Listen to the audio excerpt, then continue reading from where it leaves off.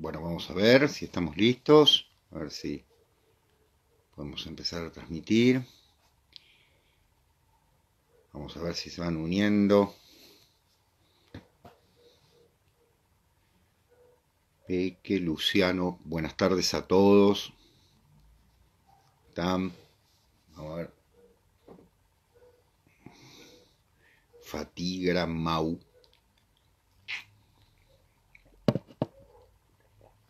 Muy bien. ¿Cómo les va? Me están saludando todos. ¿Cómo están? ¿Bien?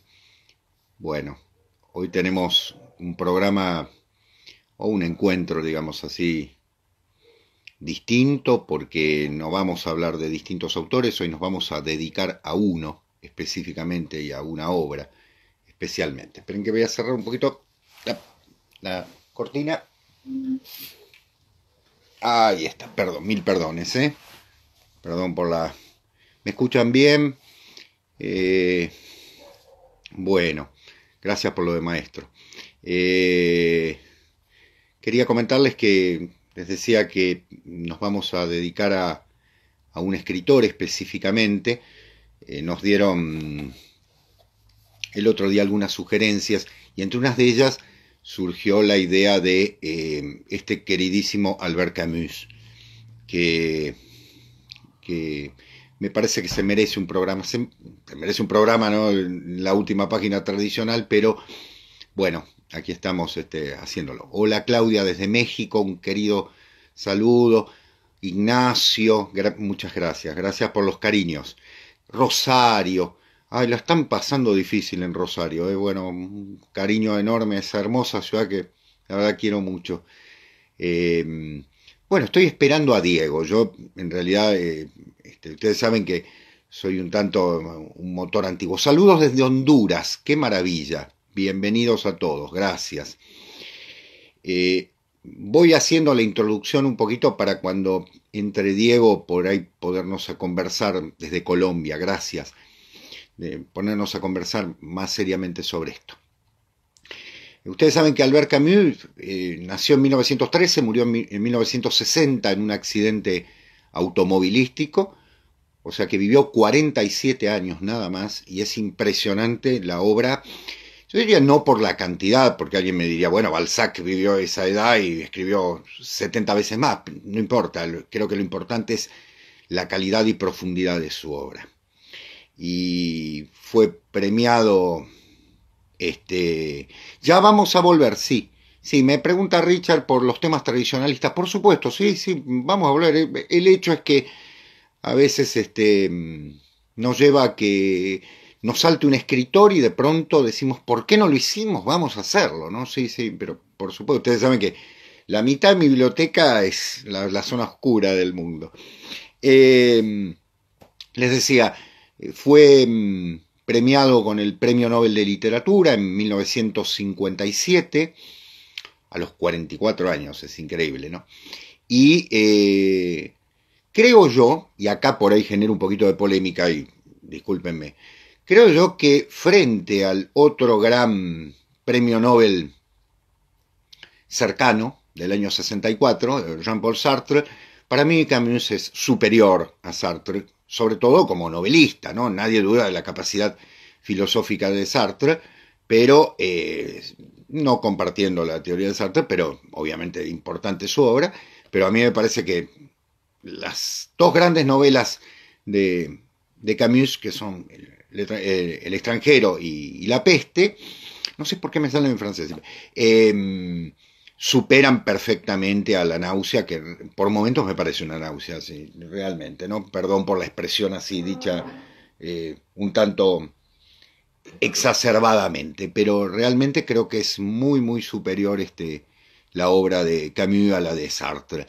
Y hoy, bueno, nos queríamos dedicar a él, poniendo énfasis sobre todo en sus dos grandes novelas y en su obra ensayística. Vamos a ocuparnos de ello. Así que si les parece ir interviniendo y preguntando sobre esto, bienvenido sea. Sí, el mito de Sísifo. Yo me voy a ocupar del mito de Sísifo, tranquilos. Ahí, perdón, voy a convocar a Dieguito. Ahí está. Sí, sí, ya lo acepté, don Diego. Lo está aceptando. Me dice, acépteme. Sí, sí, claro que ¿cómo no lo voy a aceptar? Ya lo acepté. Ahí viene, ahí viene. ¿Cómo le va, ¿Cómo anda? Porrini? ¿Cómo Perdón anda? por la demora, No, por favor, está bien. pero la función docente todavía se sigue manteniendo después de horas, así que hoy me retrasé por cuestiones. Bueno, Este, ¿Cómo les va? ¿Todo en orden? bien, bien. ¿Usted todo bien?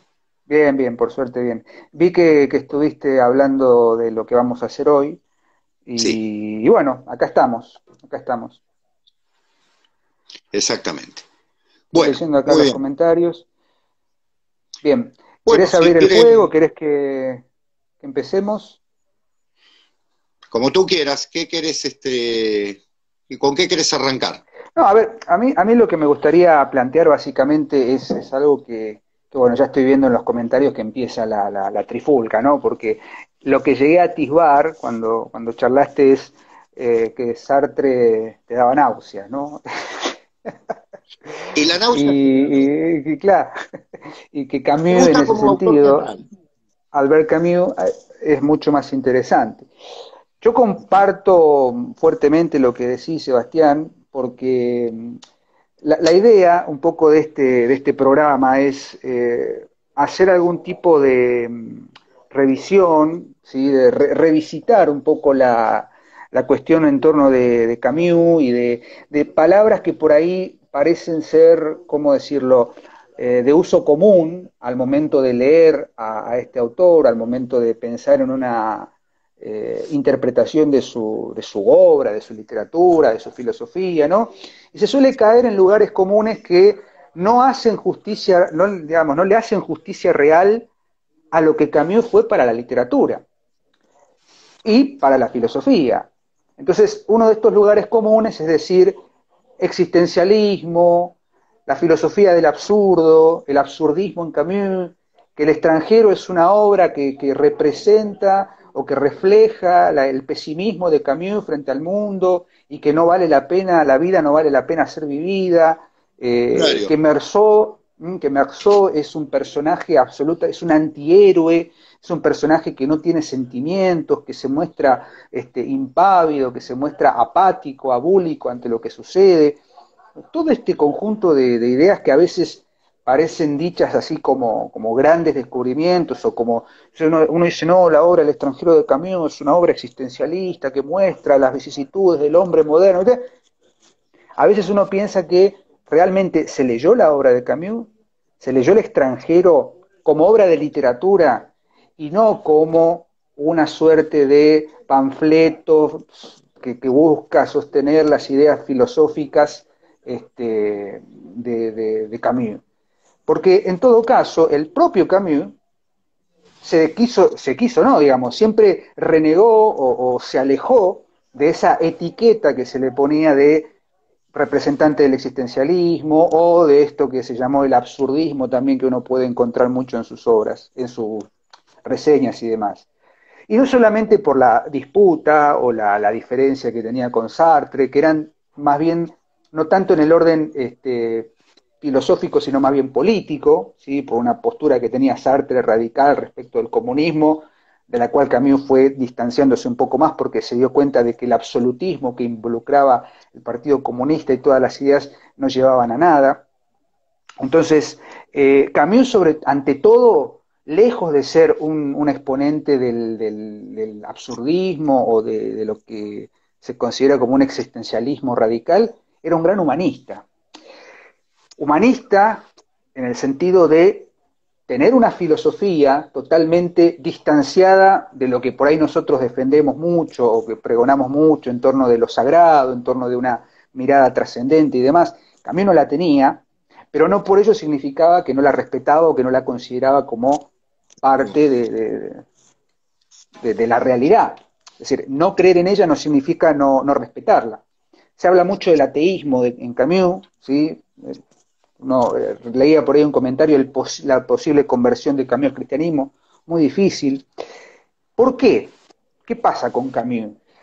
Camus nos viene a representar, me parece, Seba, una filosofía en la que la idea de absurdo nada tiene que ver con lo que nosotros solemos entender vulgarmente por lo absurdo, por el sinsentido. Me parece que es una idea mucho más compleja, porque para Camus el sentimiento del absurdo me parece que surge porque en él, ¿sí? O sea, en la visión que tenía Camus del mundo, por la vida que había tenido también, no olvidemos su relación ambivalente entre París, Francia y Argelia, ¿sí? La tensión política, social, que hubo en toda la vida de Camus, ¿no? Él mismo era un extranjero, de ahí el título de la novela, que siempre estuvo amando a Argelia, pero también amando a Francia. Entonces, los años de la guerra, la cruenta guerra entre argelinos y franceses, Camus la vivió de una manera muy particular. Fue parte de la resistencia francesa durante la ocupación alemana en la Segunda Guerra Mundial. Entonces, una persona que había vivido una vida plena de experiencias vitales. La idea del vivir por el hecho mismo de vivir. Entonces, la idea del absurdo, decía, nace en el sentido de que para Camus el mundo, la realidad, lo que existe, se abre ante él, se revela sin ningún fin trascendente. ¿A qué quiero llegar con esto? O sea, no es que hay una vida después de la vida o una trascendencia, sino que el único fin que tiene la vida es ser vivida.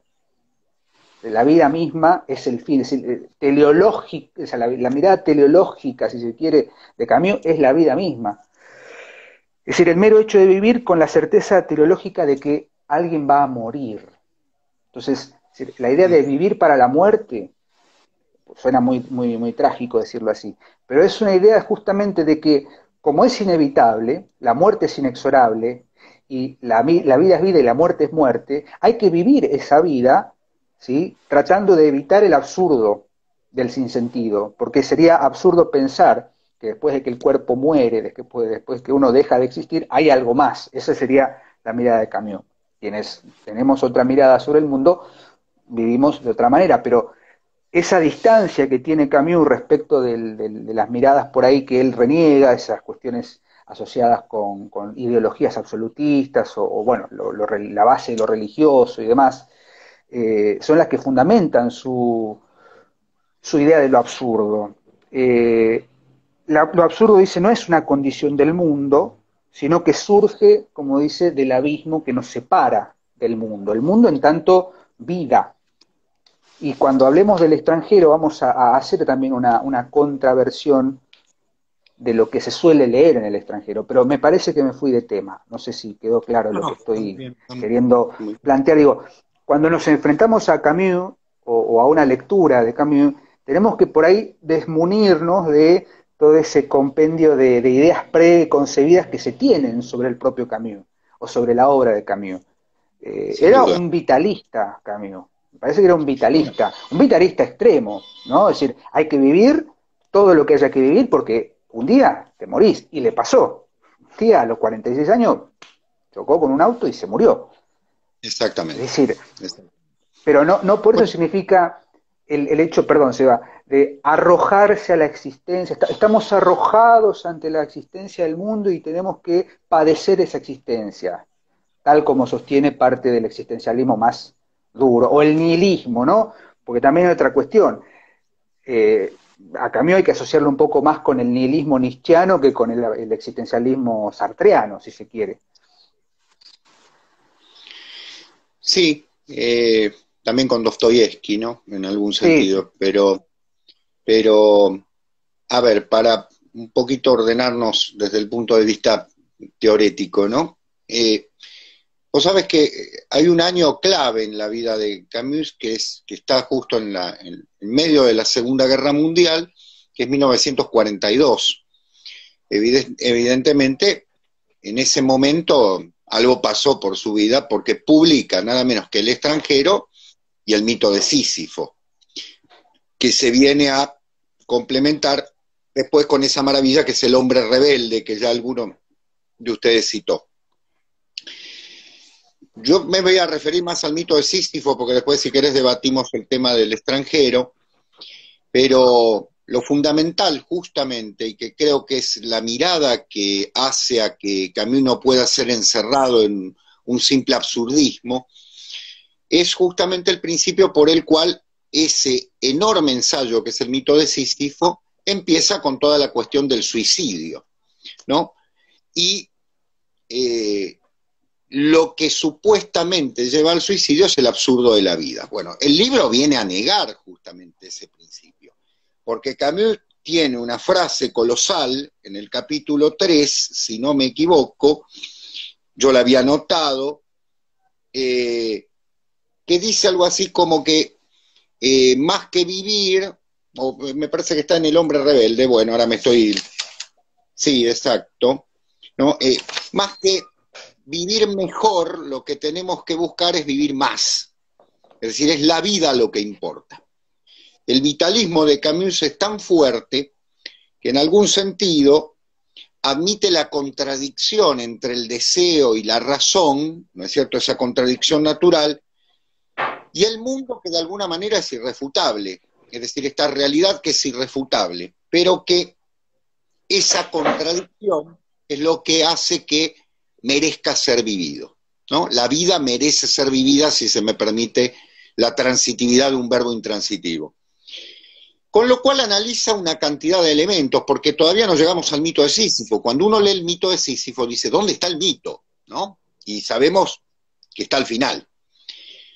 ¿Por qué? Porque para Camus es interesante analizar que, de alguna manera, existen distintos tipos de vidas absurdas, entre las que toma, por ejemplo, al Don Juan, ¿no?, como una vida absurda, al actor, y allí está hablando nada menos que un gran dramaturgo, ¿no? Alguien citaba el Calígula, alguien citaba el Malentendido, ¿no?, las grandes obras de Camus, los justos, y lo que él llama el conquistador, es decir, que diríamos el guerrero, por decirlo así.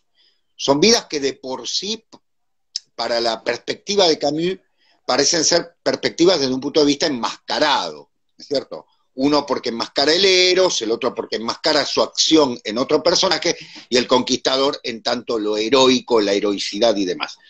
Pero, ¿qué pasa?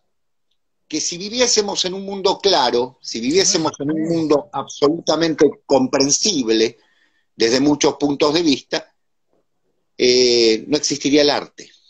Y acá viene, me parece, lo que más nos interesa, que es el hecho de que la oscuridad de este mundo, aquello que tal vez nos lleve a pensar que no existe un motivo fundamental o trascendente, ¿no?, en primera instancia, porque el existencialismo, no olvidemos, cierto existencialismo se plantea justamente la sola certeza de que existimos y que termina todo, o sea, solamente lo que estamos aquí y ahora. Esa certeza, evidentemente, nos lleva a que, bueno, entonces este mundo tiene que ser comprendido sí o sí. Y en verdad, la comprensión del mundo se nos vuelve mucho más oscura en muchos de esos aspectos, lo que alimenta el concepto de arte. Es decir, el arte viene, de alguna manera, a significar lo que ya desde el siglo XIX habían planteado algunos filósofos, que es la concepción de una cierta salvación. Y ahí viene el gran tema, el mito de Sísifo, que él toma justamente como un elemento clave para poder entender esta condena de, todos sabemos el mito, ¿no?, de subir una piedra en una colina para que al momento de que caiga, de llegar, que caiga. Pero hay algo fundamental en Sísifo, que es muy original, muy innovador desde el punto de vista de Camus, que es justamente el odio a la muerte. Es decir, no es la vida es absurda y me quito la vida, no, justamente la vida tiene que ser vivida así sea subir esa piedra, porque ese es el secreto máximo de la existencia de la vida, es llevar esa piedra para nada, ¿sí? Y en algún sentido es clave tener en cuenta que debemos imaginarnos, miren qué concepto desde todo punto de vista contradictorio con lo que uno leería en el mito, ¿no?, pero fundamental desde el punto de vista de Camus, debemos imaginarnos a Sísifo no como un infeliz, sino como feliz. Porque cada vez que la piedra se cae, hay un motivo para volver a seguir viviendo.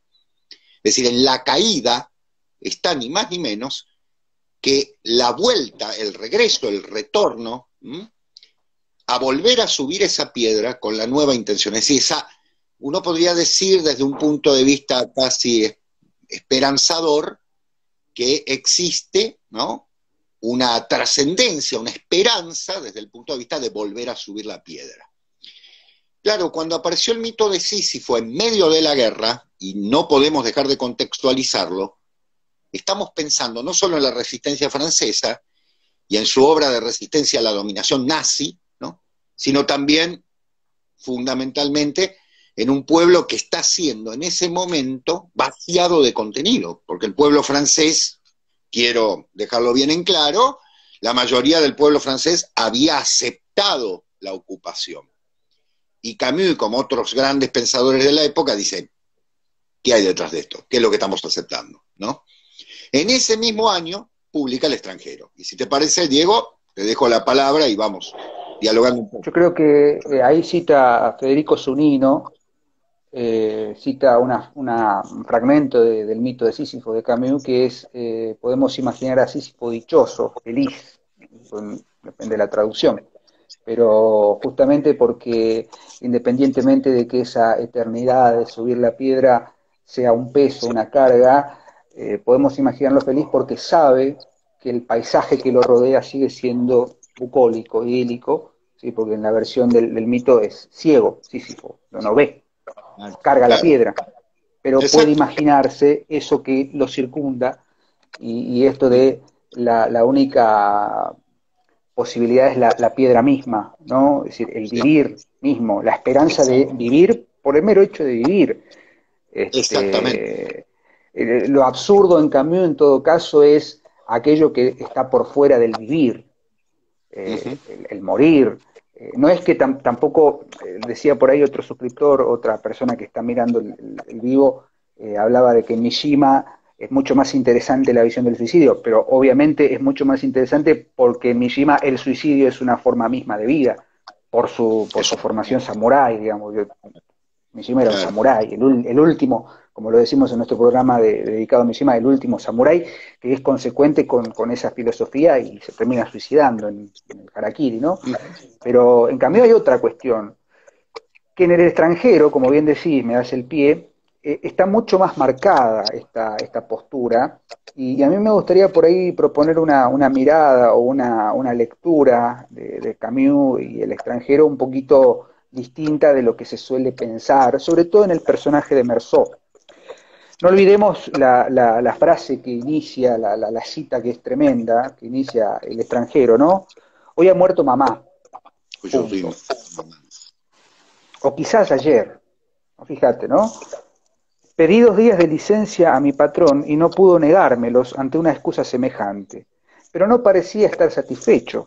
Llegué a decirle, no es culpa mía, ¿no? Y empieza Meursault a narrar en primera persona su peripecia, su periplo, ¿sí? En esta historia que va del velorio de su madre, porque él va, la vela, la entierra y demás, y no suelta una sola lágrima, y después sigue su vida como si nada hubiera pasado, él sigue viviendo.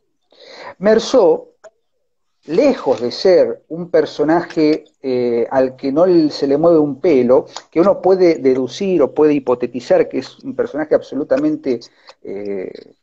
uno no quiere agarrarlo del cuello y decirle reaccioná, ¿no? Darle una cachetada y decirle reaccioná, por Dios, y no puede decir hoy se murió mamá o quizás ayer y seguir la vida como si nada.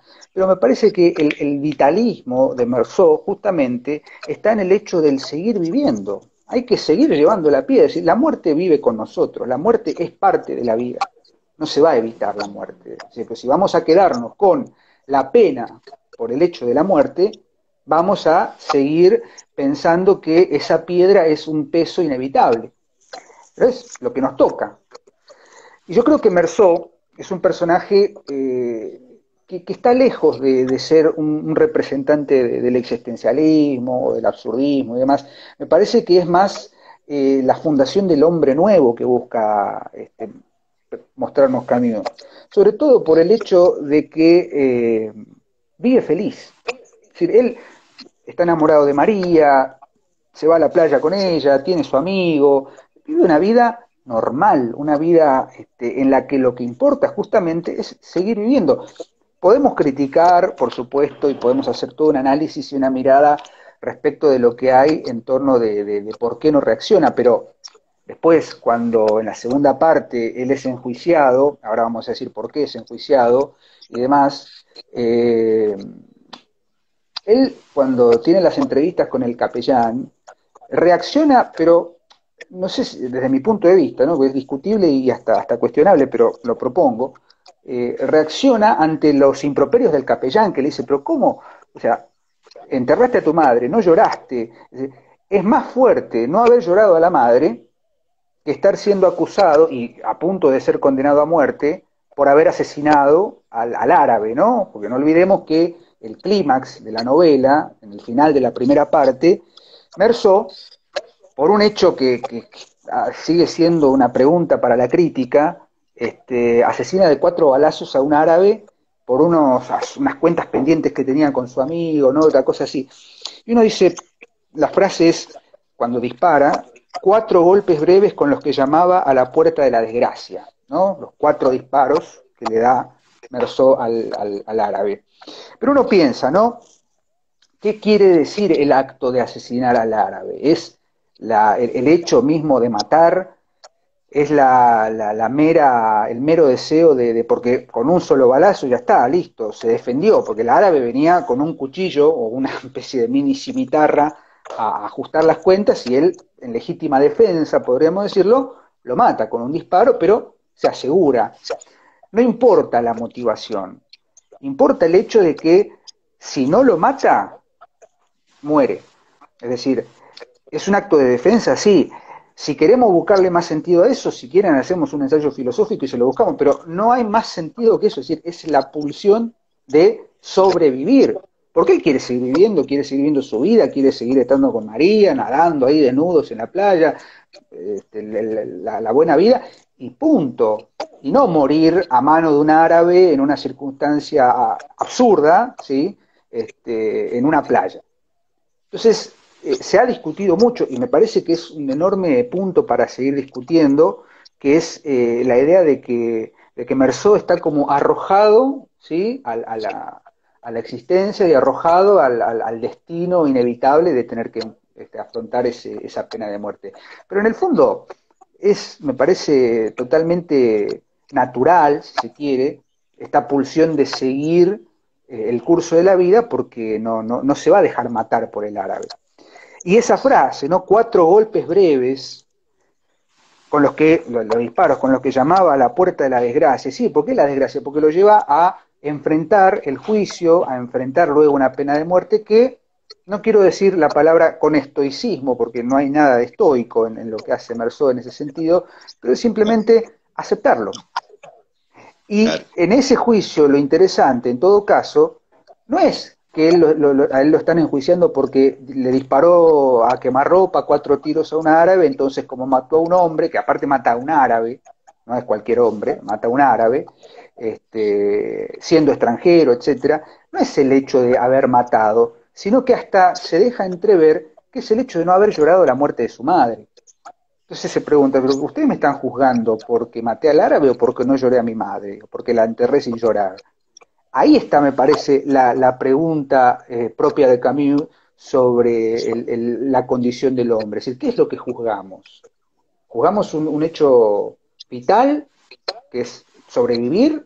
¿O juzgamos un hecho de no llorar una muerte que por otra parte es inevitable? Si nos vamos a quedar en ese absurdo de llorar una muerte inevitable, o vamos a revitalizar el hecho de yo me defendí. Ojo, en ningún momento se deja entrever en la actitud de Merzó el hecho de que lo haya hecho por placer o que lo haya hecho por el solo hecho de disparar. Y por otra parte, si ustedes leen El extranjero, y los invitamos a que lean la novela, las narraciones, Camilo era un narrador impecable, pero cuando Merzó se detiene en el curso de lo que sucede fuera del juicio de la vida, tienen un lirismo hermoso en ese sentido, y hay como una celebración del hecho de vivir. Más allá de que Meursault internamente no sabemos lo que No hay. siente, porque no lo demuestra, porque lo que importa no es lo que se siente en todo caso, sino lo que se vive. El hecho del Ujú. vivir, no el hecho de ponerse a pensar si esto es una tragedia del destino, lo que sea. Eso en todo caso queda a interpretación de quien quiera leerlo. Responde, me parece, a esta conformación de Camus en torno de separarse por ahí de los absolutismos de ciertas ideologías o del radicalismo de ciertas miradas trascendentes o menos trascendentes que siempre giran, para Camus, siempre giran en torno de algo que es inasible para el ser humano. Es decir, la existencia trascendente es inasible para el ser humano, que es inmanente, cuyo tránsito por el mundo es limitado, según la visión de Camus, ¿no? Claro, existe también, Diego, hay que tener en cuenta la idea de que como la novela está en primera persona, ¿no? Hoy ha muerto mamá, papá, papá, toda esa idea. Eh, Meursault es Camus, y realmente no es así. No es así primero por una cuestión de simple narratología, por decirlo simplemente, ¿no? Pero en segundo lugar, y fundamental, porque Meursault no representa a Camus en tanto, yo diría que más que aceptar la vida es como un dejarse vivir, ¿no? No olvidemos el final. Alguien hablaba recién de la apatía, yo quería responderle, yo no sé si hay apatía al final, sino más bien él está hablando en la frase final, cuando dice que todos gritarán, ¿no? En nombre del pueblo francés se mata a una persona. Y en este sentido quiero recalcarlo, piensen lo que está diciendo. La justicia francesa es una justicia que siempre, desde la revolución para acá, mata en nombre del pueblo francés, ¿no? Dicen ustedes que la pena de muerte estuvo en Francia hasta hace poco, y que en ese sentido siempre es el pueblo francés, ¿sí? En todas las declaraciones jurídicas se dice es el pueblo francés el que decide matarlo. Con lo cual, ¿quién es el pueblo francés? Podríamos decir. Amor. De ahí hay una declaración clara de Camus en este sentido, ¿sí? En contra de la pena de muerte, porque ellos vivieron la plena etapa de la pena de muerte en Francia. Ahora, hay que tener en cuenta que al estar en primera persona, claro, la primera confusión es decir, entonces Meursault piensa como piensa Camus. No, de ninguna manera. Porque lo fundamental de allí es que en Meursault hay un dejarse vivir, un hastío, una cierta indiferencia, es verdad, con determinadas cosas, que no es que Camus fuese eso, sino que hay una serie de seres humanos que no viven, que están viviendo una especie de dejarse vivir. Sí, ahí me dicen el guiño al caso Dreyfus, por supuesto. Es decir, Francia tiene una historia en la que la culpabilidad y la inculpabilidad, ¿no?, generan fundamentalmente una crítica al sistema judicial francés muy antigua, que viene ya desde, digamos, desde la Revolución Francesa para acá. Es decir, la decisión misma de cortarle la cabeza al rey es una problemática que fue muy tratada también en su momento, porque hasta qué punto se puede decidir quitar la vida en un Estado que se dice que viene a establecer la libertad. Ojo, ¿no? Hay una... Y yo haría el puente, Diego, y ahí te hago el puente, entre el extranjero y la peste. ¿Por qué? Porque a mí me parece que hay algo que las une a las dos, que es, ahí sí está la condición de filósofo, de pensador, mejor dicho, de Camus, que es que en ambas novelas Camus retoma una tradición francesa, muy francesa, que es la de la reflexión moral. Ustedes saben que Camus tiene un libro que se llama Moral y Política, ¿no?, del cual no vamos a hablar hoy, pero es decir, si uno piensa en Boileau, ¿no es cierto?, en Mirabeau, en todos los autores, ¿no es cierto?, que forman parte de la tradición francesa de los siglos XVII y XVIII, ve unos moralistas, ¿no?, impresionantes. Camus retoma esto, y tanto en El extranjero como en La peste hay una reflexión moral, pero distinta, ¿no? Porque en una estamos partiendo de la acción de un personaje y en otra estamos partiendo de la acción de un hecho sobre los personajes, que es la peste, la actualidad que tiene eso. No se olviden que la peste empieza con una cita de Daniel Defoe, que pertenece a su diario del año de la peste, ¿no? Esa peste inexplicable, como todas, bueno, vamos a decirlo así, ¿sí? Hace referencia también a un concepto moral. Hay una concepción ética en Camus. ¿Qué hacemos frente a los hechos extremos, ¿no? Matar a un hombre. No se olviden que la frase básica de Camus, ¿cuál era? Fundamental, a tener en cuenta. Que cuando alguien mata, se mata a sí mismo.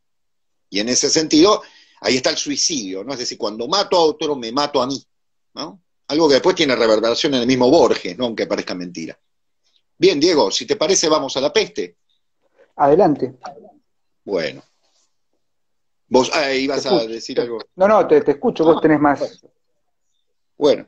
No, yo simplemente quiero, antes de hablar de la peste, Claro. en ese sentido, porque me parece interesante también, ya en Los Justos, en la obra de teatro Los Justos, se puede ver esto. Decían ahí, muy interesante, Jeremías Jean Greco, dice, ¿quién vigila a los vigilantes? ¿No? Pregunta Juvenal. En Lo Justo se ve también este cuestionamiento en torno de la justicia, entre comillas, puesta desde, o vista, si se quiere, desde una concepción totalmente, valga la redundancia, totalitaria y absolutista. Porque este grupo de revolucionarios que están planeando Lo Justo es justamente, sigo con la redundancia, ¿no?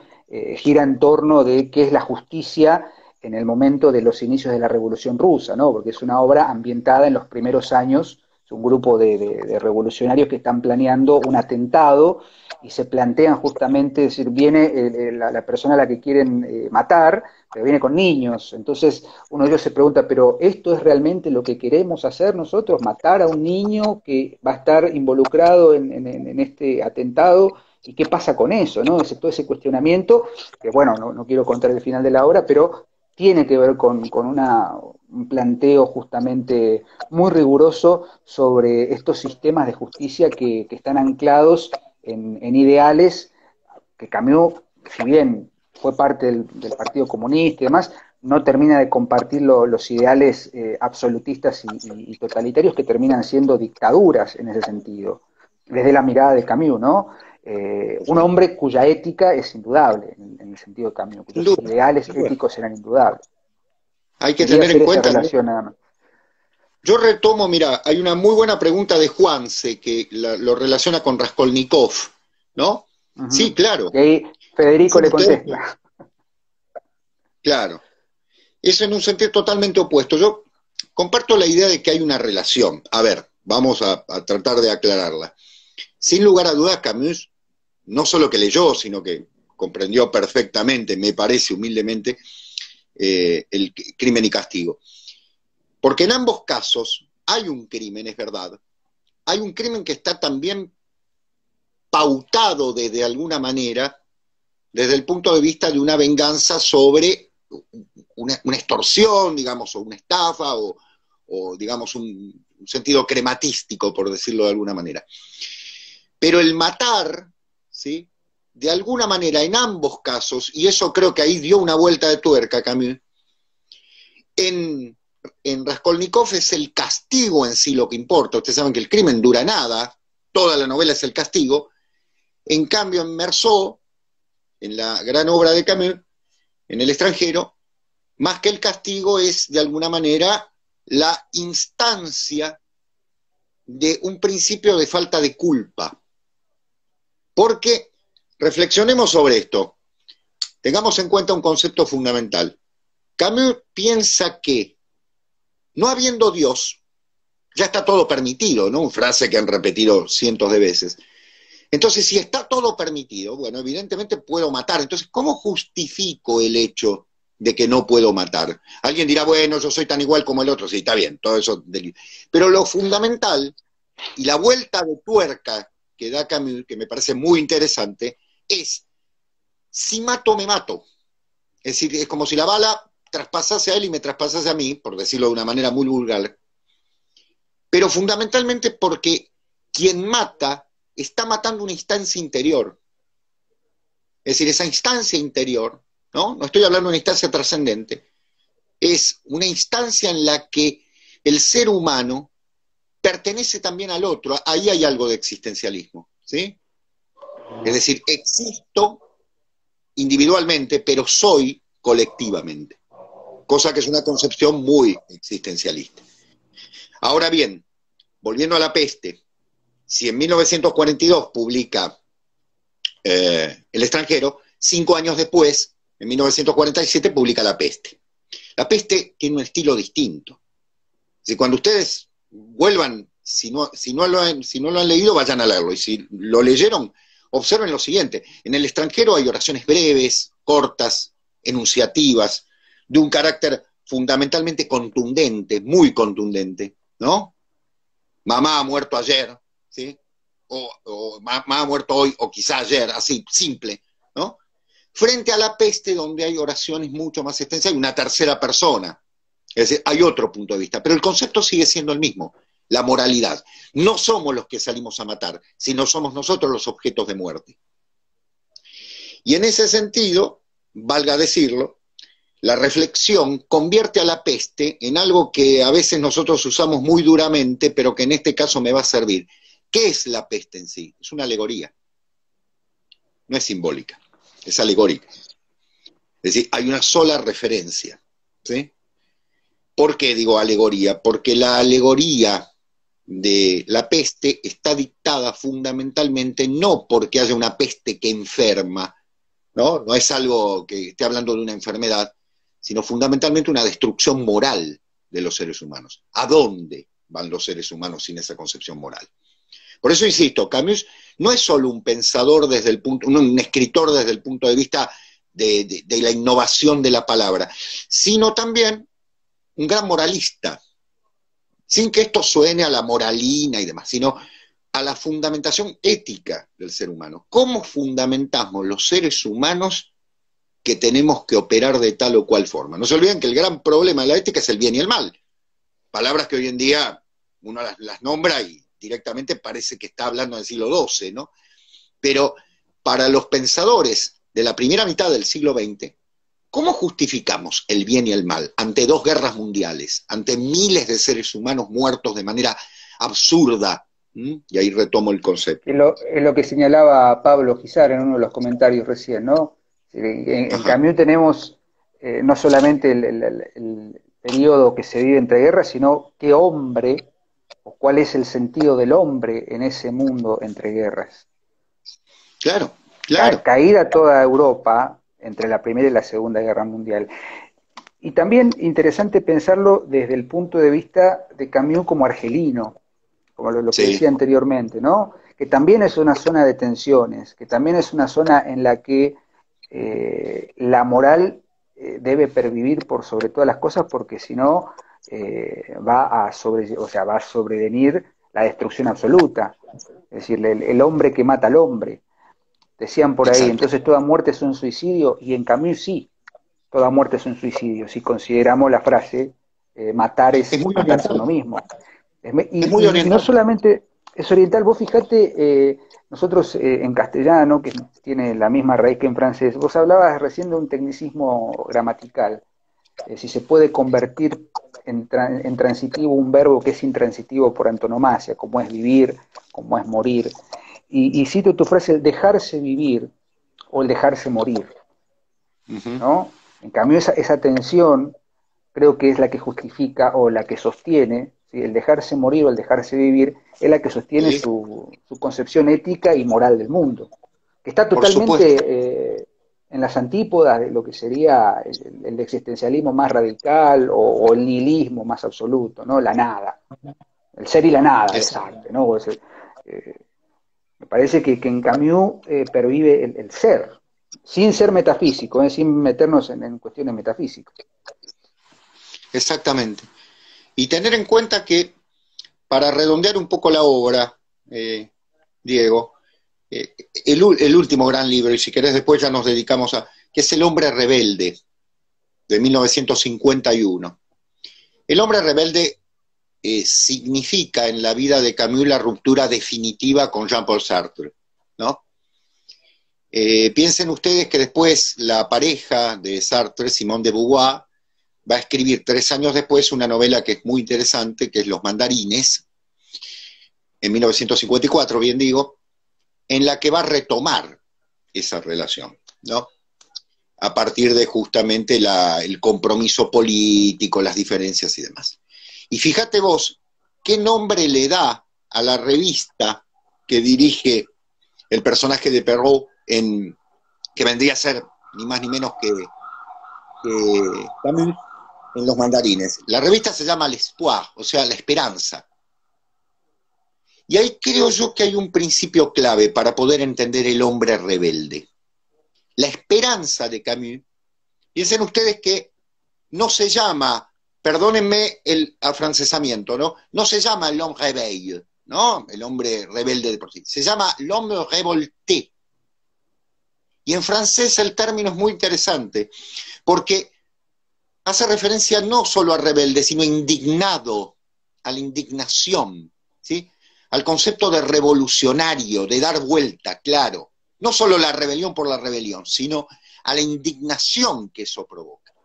Y que es el móvil por el cual el hombre rebelde se plantea como el modelo para Camus en ese sentido, de una nueva sociedad.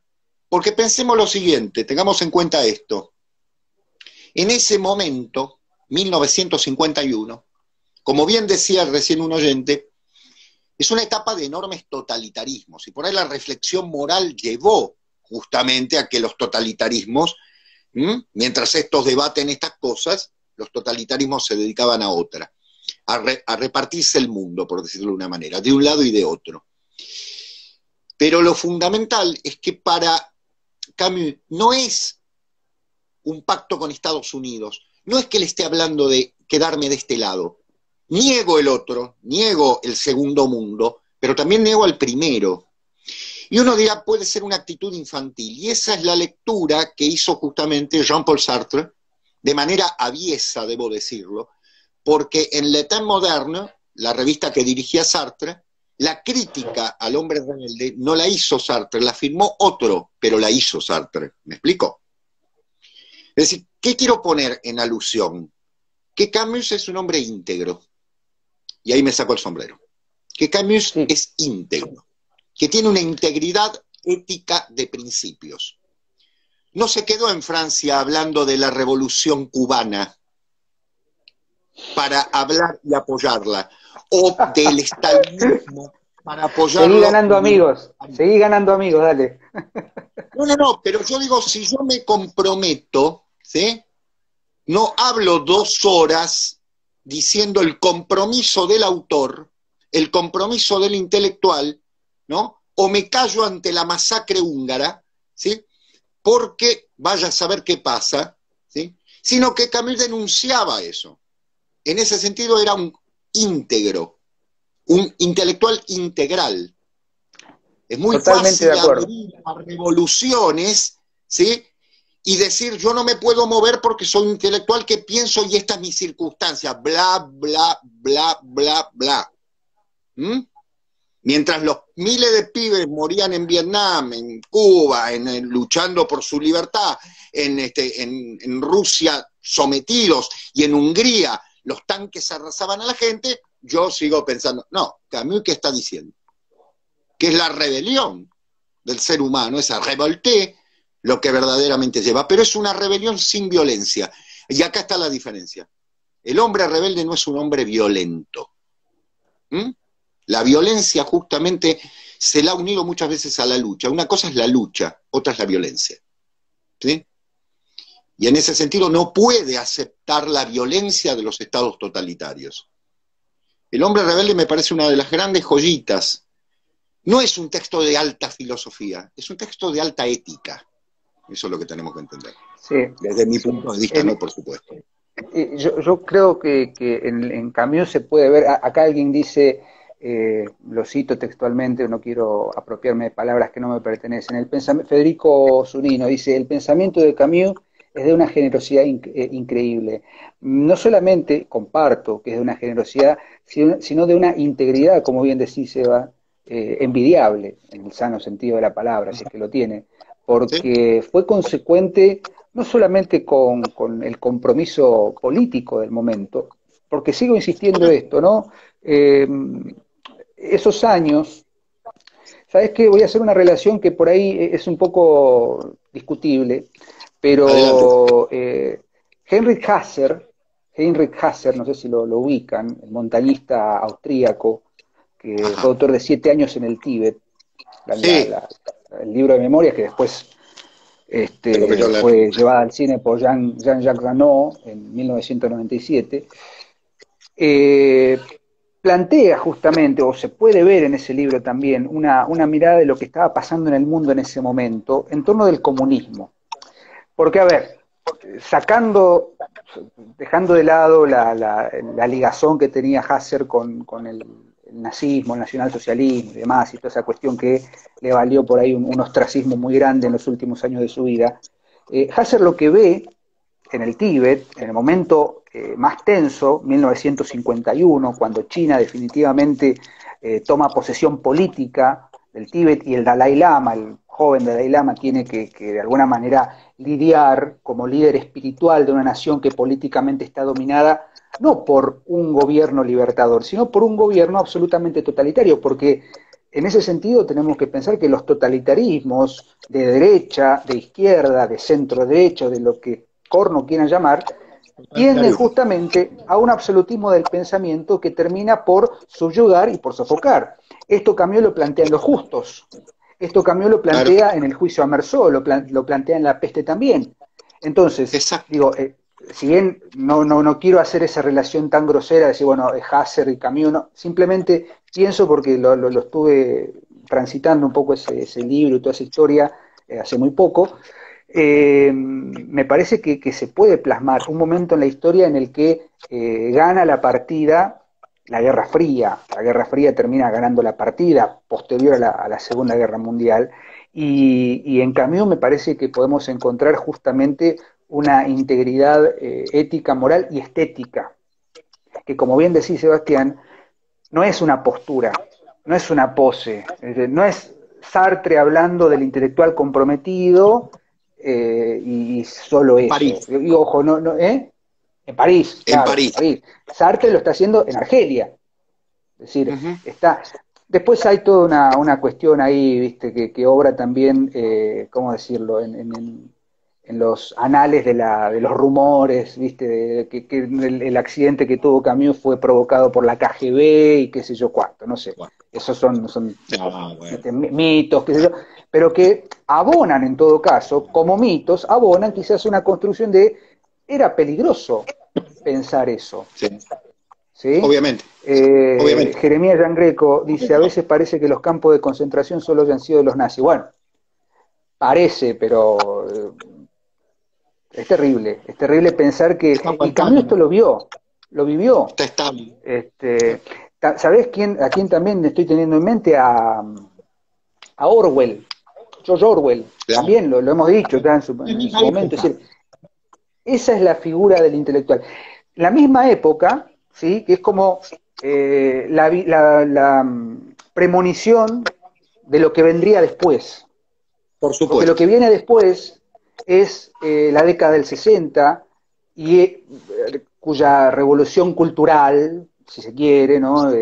La guerra de Vietnam, el Mayo francés, etcétera, etcétera, viene a instaurar una mirada que hoy, por lo menos en mucho del terreno del campo intelectual, literario, filosófico, sigue teniendo mucha vigencia. Que es esto de, bueno, en los cafés, viste, en las tertulias, sí, ¿no? Esta cosa medio progresista, ¿no? De decir, somos todos revolucionarios porque leímos algún texto del Che Guevara o porque no sé, citamos de memoria algún discurso, pero siempre desde el claustro universitario, siempre desde una Ese es zona el de tema. confort, digo, y Camus viene a representar, me parece que esa es la diferencia, si se quiere, con Sartre, que los termina distanciando, o no, o termina, digamos, mostrándonos dos autores que tenemos que leerlos en estantes separados. Exacto. Y Hice teniendo una en cuenta, relación digo, medio rebuscada, pero no, creo no, que va no, por pero ese me parece lado. interesante abonar la idea de que la crítica que le hace Sartre por eso yo decía es una crítica aviesa, ¿no?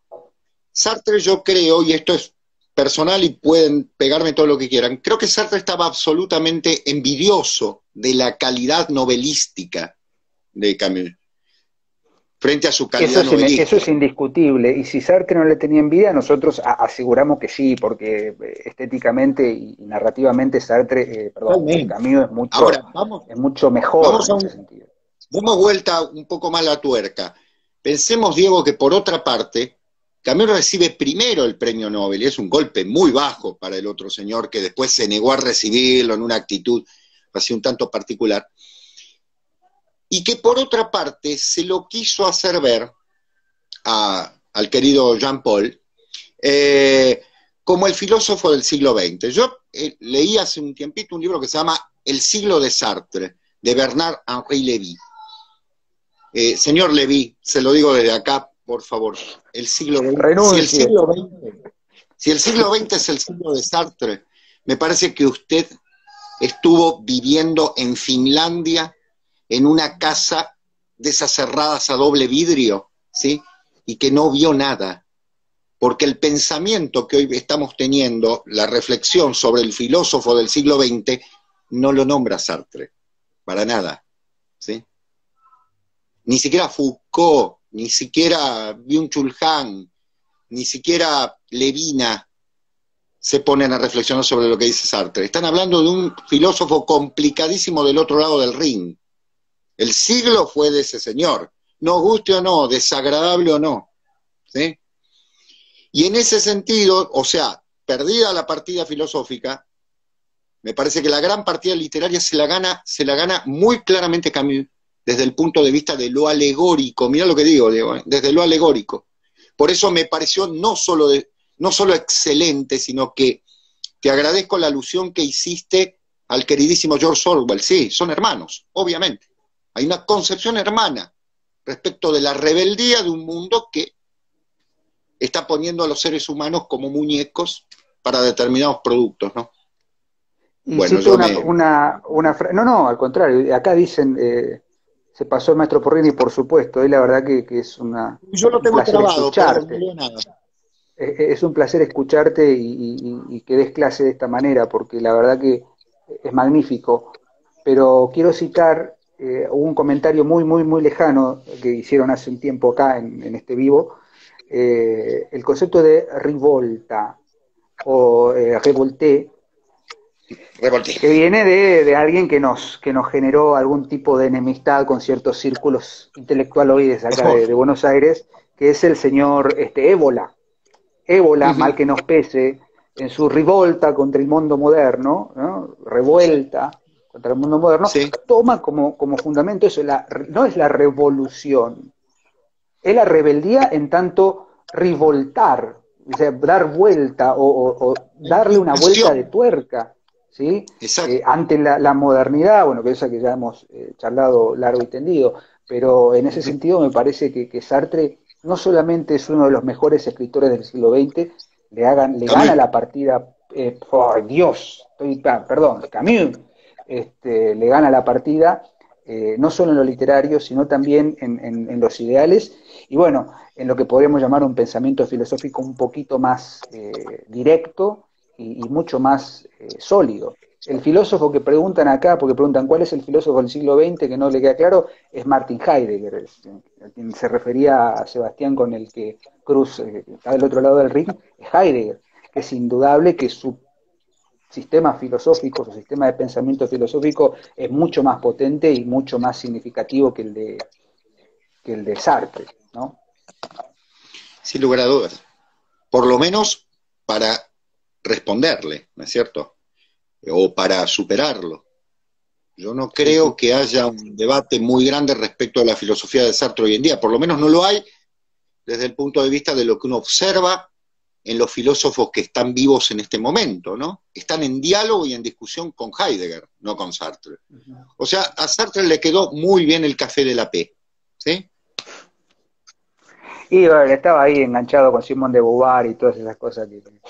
Bueno, Otra nos queda, escritora a la que hay Diego, que... se está Nada, terminando. Bueno, Ya nada. perdonen por la demora y por ahí la lata que hemos dado, pero creo que hoy por Rini fue tu tarde. Uy, Gracias. no, por favor. Un abrazo enorme a Gracias y todos. gracias a todos los que han comentado y bueno, esto va a estar subido de aquí a 2 semanas, calculo. Bárbaro. Un abrazo enorme a todos. Chao, Chao. Dieguito.